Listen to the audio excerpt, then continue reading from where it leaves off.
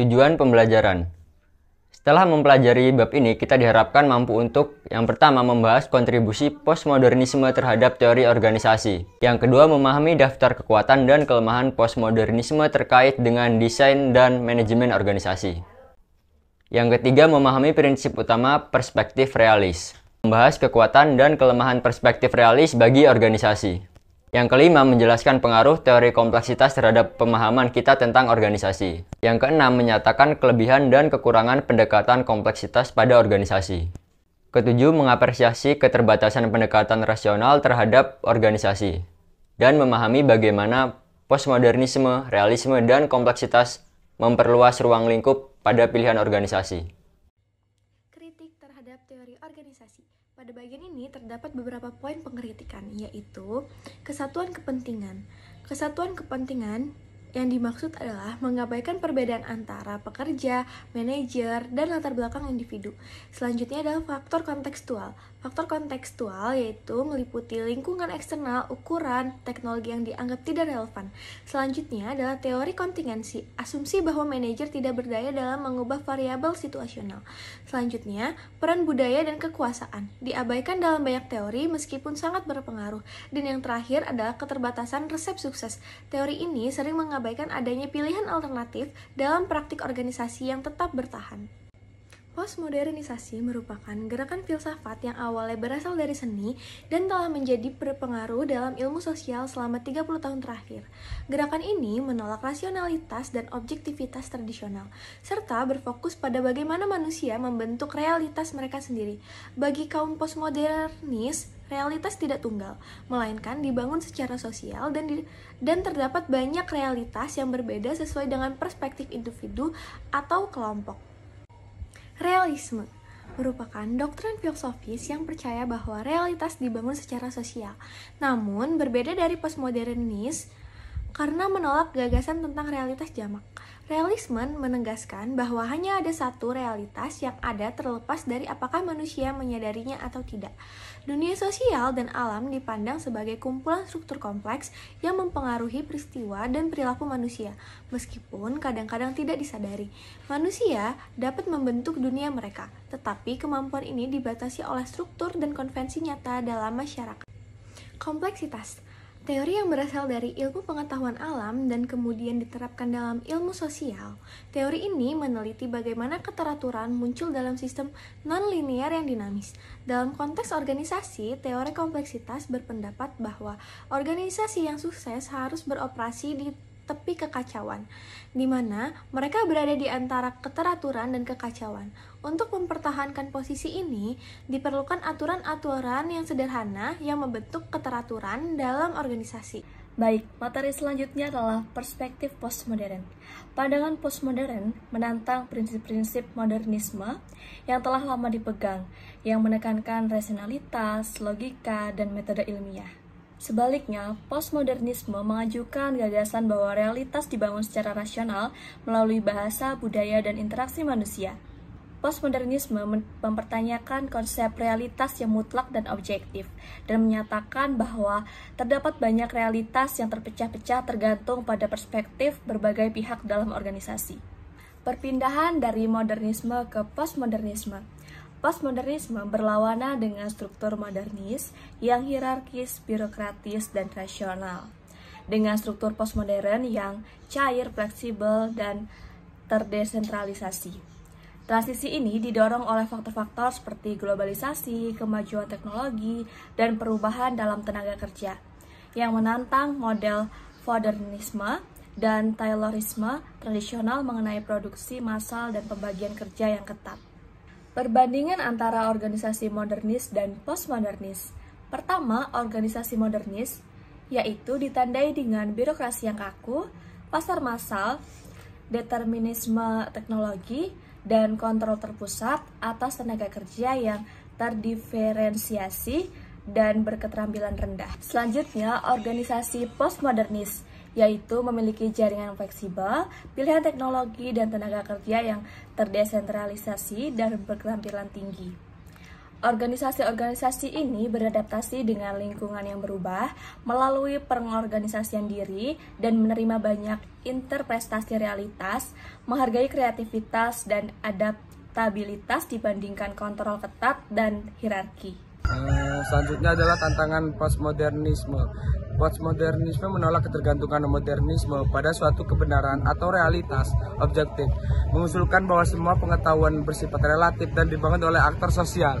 Perspektif ini dapat menyebabkan organisasi menjadi lebih cair dan kompleks, tetapi juga memaksa para manajer untuk memikirkan kembali peran mereka dalam menjaga ketertiban dan juga kontrol yang berpotensi menciptakan lingkungan. Selanjutnya adalah modernisme dalam organisasi, merujuk pada struktur hierarkis dan mekanistik yang mendominasi selama lebih dari 100 tahun, berfokus pada rasionalitas dan kontrol.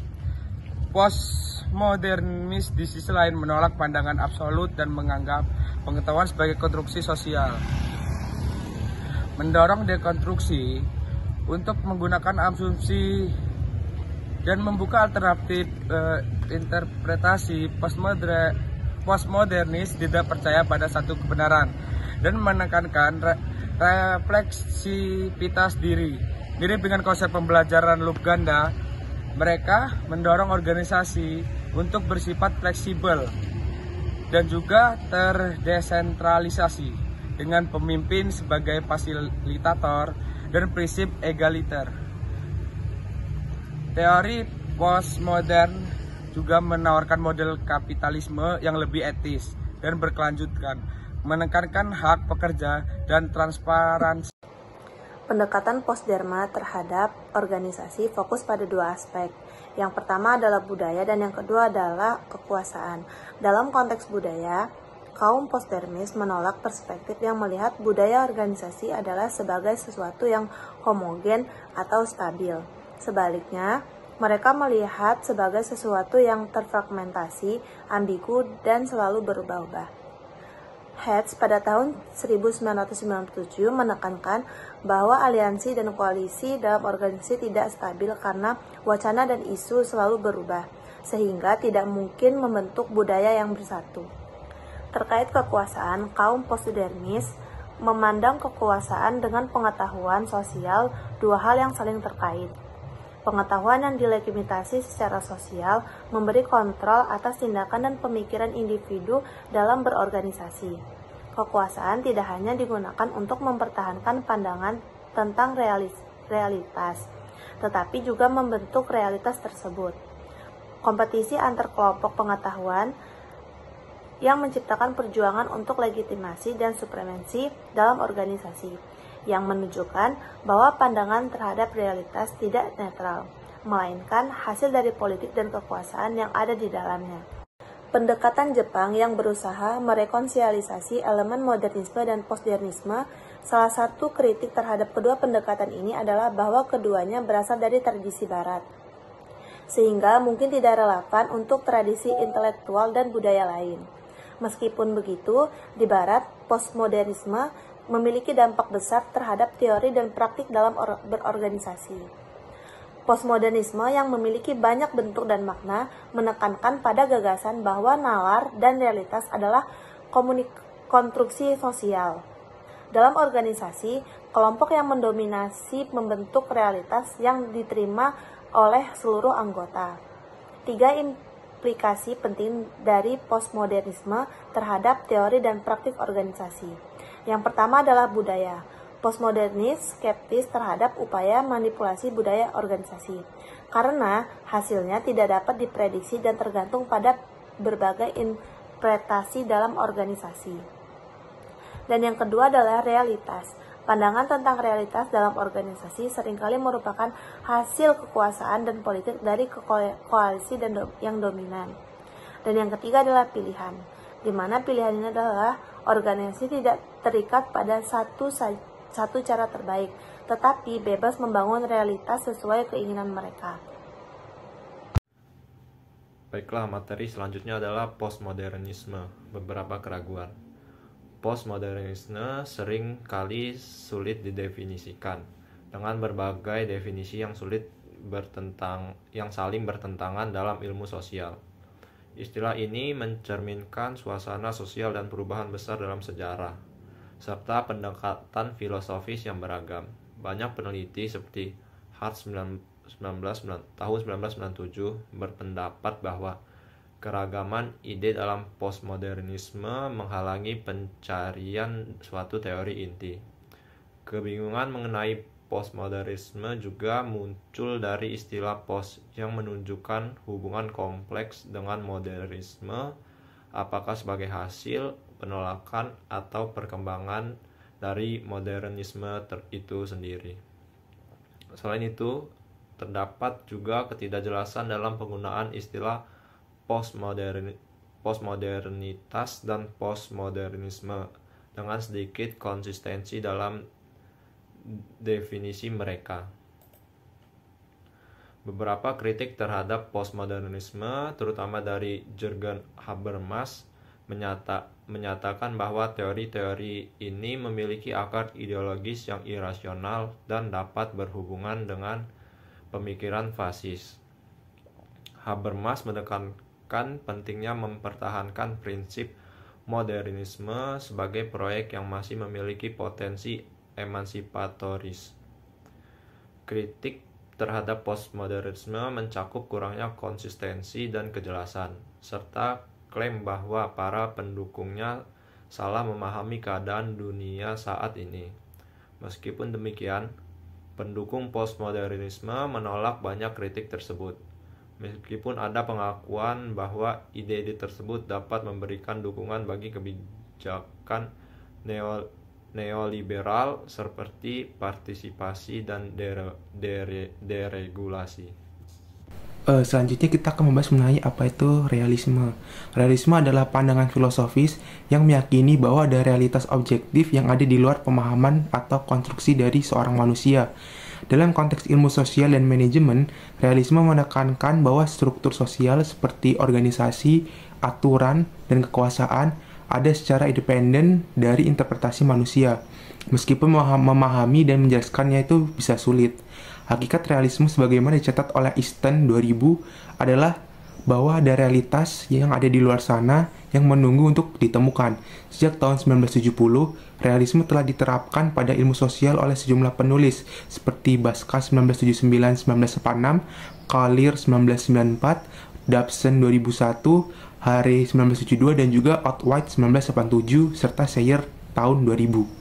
Selanjutnya ada realisme organisasi dan juga perubahan.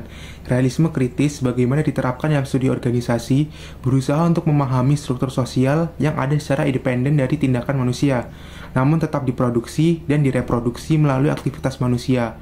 Istilah ini yang diadaptasi dari karya Baskar 1979 dan juga 1946. Digunakan untuk menekankan pendekatan kritis, bukan dogmatis, dalam studi organisasi. Pendekatan ini berupaya mengidentifikasi mekanisme kausal yang menghasilkan sebuah peristiwa, serta interaksi kompleks antara tindakan manusia dan juga struktur sosial yang mendasarinya. Nah, di sini kaum realis berpendapat bahwa mekanisme kausal dalam organisasi seperti prinsip pengorganisasian beroperasi secara independen dari individu dan menghasilkan peristiwa serta pola yang dapat diidentifikasi. Namun, hasil dari mekanisme ini dipengaruhi oleh keadaan yang situasional, termasuk budaya dan ekspektasi masyarakat serta faktor lain seperti kelas, gender, dan etnis. Mereka melihat struktur dan tindakan manusia sebagai saling mempengaruhi, di mana tindakan manusia baik dipengaruhi oleh maupun berkontribusi pada reproduksi dan perubahan struktur organisasi. Meskipun mengakui bahwa dunia sosial merupakan konstruksi manusia, kaum realis menolak pandangan postmodernis tentang banyaknya realitas, meyakini bahwa kebenaran itu ada dan dapat ditemukan meskipun sulit untuk diungkapkan secara penuh. Selanjutnya, realisme dan beberapa keraguannya. Realisme muncul sebagai tanggapan terhadap modernisme dan postmodernisme, mengkritik modernisme yang terlalu mengandalkan sains dan logika, serta menolak postmodernisme yang menekankan realitas yang beragam. Namun, realisme menghadap kritik dari kedua kubu. Modernis menolak konstruksi sosial yang diakui oleh realisme, sementara postmodernis menolak klaim realisme tentang satu entitas yang bisa ditemukan. Selain itu, realisme kurang berkembang dibandingkan postmodernisme dan harus bersaing dengan perspektif lain seperti teori kompleksitas yang berasal dari ilmu alam. Baik, materi selanjutnya yaitu tentang perspektif kompleksitas. Teori kompleksitas semakin banyak digunakan untuk memahami organisasi sejak tahun 1990-an. Teori ini melihat organisasi sebagai sistem non-linear yang kompleks. Mirip dengan sistem alam seperti cuaca, di mana keteraturan muncul secara spontan meskipun tampak tidak teratur. Organisasi dianggap harus beroperasi di ujung kekacauan dan terus beradaptasi dengan lingkungan untuk bertahan. Teori kompleksitas mencakup beberapa konsep kunci, seperti teori kekacauan, teori struktur disipatif, dan teori sistem adaptif kompleks, yang semuanya menganggap bahwa sistem bersifat non-linear dan dapat mengatur diri sendiri. Konsep utama dalam teori ini adalah chaos dan keteraturan, operasi di ujung kekacauan, dan aturan pembangkit keteraturan. Baik, materi selanjutnya tentang kekacauan dan ketertiban. Menurut Bigelow tahun 2000 dan Bingham tahun 2011, kekacauan sering digambarkan sebagai keacakan murni, tetapi dari sudut pandang kompleksitas, hal ini dapat dilihat sebagai bentuk keteraturan yang berbeda. Kekacauan dan keteraturan dilihat sebagai atribut kembar dari sistem yang dinamis, non-linear yaitu kompleks, dan dalam kekacauan, keteraturan mungkin tersembunyi di bawah yang tampak sepenuhnya acak. Bagi para ahli, teori kompleksitas kekacauan menggambarkan ketidakteraturan yang kompleks, tidak dapat diprediksi dan teratur di mana pola perilaku terungkap dalam bentuk yang tidak teratur tetapi serupa. Baik, di sini saya akan mengidentifikasi 3 jenis ketidakteraturan. Pertama, yaitu keseimbangan stabil, yaitu sistem seperti itu dapat menjadi sangat stabil hingga mengeras dan mati. Yang kedua yaitu ketidakstabilan, yang mengeksplosif, yaitu sistem seperti itu dapat menjadi terlalu tidak stabil dan seperti halnya kanker menjadi tidak terkendali dan menghancurkan dirinya sendiri. Dan yang terakhir yaitu kestabilan terbatas. Ini adalah sistem kompleks yang terpecah antara stabilitas dan ketidakstabilan, memiliki kemampuan untuk mengubah dirinya sendiri agar dapat bertahan hidup. Baik, selanjutnya yaitu tepi kekacauan. Dalam kondisi ketidakstabilan terbatas, sistem selalu berada di ambang antara keteraturan dan kekacauan. Steisden dan lain-lain tahun 2002 menyebutkan hal ini sebagai kondisi yang jauh dari keseimbangan sementara. Sedangkan Hock tahun 1999 menggunakan istilah bahasa gaul. Namun istilah yang paling umum digunakan untuk menggambarkan kondisi ini adalah ujung kekacauan, yaitu sistem kompleks yang memiliki sejumlah besar aktor yang independen namun saling berinteraksi. Alih-alih mencapai keseimbangan yang stabil, sistem yang paling adaptif dari sistem kompleks ini, misalnya zona pasang surut, terus berubah secara terus-menerus dengan tetap berada di ujung kekacauan, yang disebut secara puitis yang ada di antara keteraturan dan ketidakteraturan. Dengan tetap berada di zona peralihan ini, sistem-sistem ini tidak pernah benar-benar mencapai keseimbangan yang stabil, tetapi tidak pernah benar-benar hancur. Sebaliknya, sistem ini yang terus-menerus berada di antara keteraturan dan ketidakteraturan menunjukkan perubahan yang paling produktif, kompleks, dan berkelanjutan. Selanjutnya yaitu tentang aturan pembuatan pesanan. Dalam sistem kompleks, keteraturan muncul dari aturan sederhana yang memungkinkan terjadinya kekacauan terbatas, sambil tetap memberikan keteraturan relatif. Sistem ini mengatur diri sendiri, seperti yang dijelaskan oleh Gell-Mann tahun 1994, di mana perilaku kompleks bisa muncul dari aturan-aturan sederhana. Sistem kompleks juga mampu menciptakan aturan baru. Ketika aturan lama tidak lagi efektif, terutama dalam menghadapi perubahan lingkungan, contoh nyata adalah industri jasa keuangan, di mana sebelum krisis 2008, aturan utamanya adalah pinjam sebanyak-banyaknya dan abaikan resiko. Namun setelah krisis, aturannya terbalik, menjadi hindari resiko dan minimalkan pinjaman. Baik, materi selanjutnya yaitu implikasi bagi organisasi. Semakin banyak akademisi dan praktisi berpendapat bahwa organisasi adalah sistem yang kompleks dan non-linear, yang perilaku anggotanya ditandai oleh pengorganisasian diri yang spontan. Didukung oleh serangkaian aturan, pembentuk tatanan yang sederhana, Frederick tahun 1998 menyatakan bahwa perusahaan yang secara konsisten mengejar jalur inovasi berkelanjutan berhasil karena mereka beroperasi di tepi kekacauan. Kondisi ini terjadi karena mereka terus-menerus menyuntikkan elemen baru dan perubahan ke dalam operasi normal mereka, sehingga mereka selalu berada dalam risiko menghadapi kekacauan. Dan menurut Brown dan Eisenhardt tahun 1997 menarik kesimpulan serupa dari penelitian mereka tentang inovasi dalam industri komputer. Mereka menekankan bahwa inovasi berkelanjutan adalah syarat mutlak bagi kelangsungan hidup organisasi. Inovasi tersebut dicapai melalui proses yang mirip dengan pengorganisasian diri, di mana organisasi secara aktif dan adaptif merespon perubahan dalam lingkungan yang kompleks. Implikasi dari pandangan ini adalah bahwa organisasi modern perlu lebih fleksibel, terbuka terhadap perubahan, dan mampu mendorong inovasi terus-menerus untuk bertahan dalam dunia yang dinamis. Mereka harus dapat beroperasi di tepi kekacauan, di mana mereka mampu mengelola ketidakpastian dan kompleksitas sambil tetap fokus pada tujuan inovasi mereka. Kompleksitas beberapa keraguan, seperti postmodernisme dan realisme, memiliki banyak manfaat. Teori ini menjelaskan dan menawarkan cara untuk mengelola kekacauan dalam kehidupan modern. Bagi manajer, kompleksitas didasarkan pada sains yang nyata, bukan filosofi abstrak. Namun, ada 4 keberatan untuk dalam penerapan teori kompleksitas pada organisasi. Yang pertama, perubahan struktural besar. Teori kompleksitas menurut demokrasi dan distribusi kekuasaan yang lebih besar dalam organisasi jauh melampaui upaya tradisional seperti pemberdayaan dan struktur datar yang sering gagal. Yang kedua, ketidakpastian ilmiah. Dalam ilmu alam, teori kompleksitas sendiri masih diperdebatkan dengan varian dan perselisihan definisi serta implikasinya. Perhatian harus diberikan agar tidak menganggap teori ini sebagai konsep yang sudah mapan dan bebas dari kontroversi. Yang ketiga, ambiguitas aplikasi.